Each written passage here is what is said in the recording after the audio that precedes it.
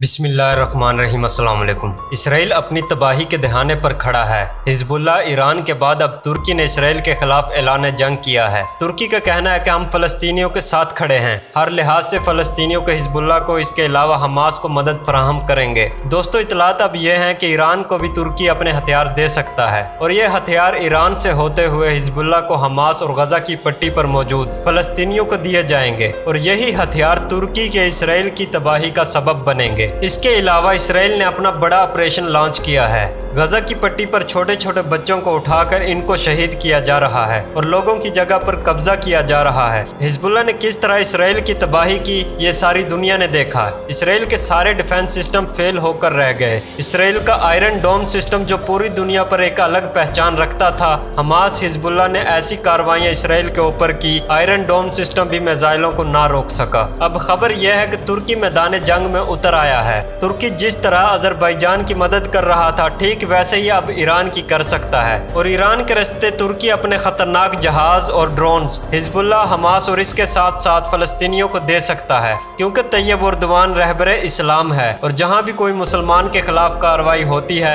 या मुसलमान को कोई नुकसान पहुंचाया जाता है तो तुर्की के सदर तैयब उर्दवान वहां पर सबसे पहले पहुंचते हैं। दोस्तों, वीडियो पसंद आने की सूरत में से लाइक करें और अपने दोस्तों के साथ भी शेयर करें।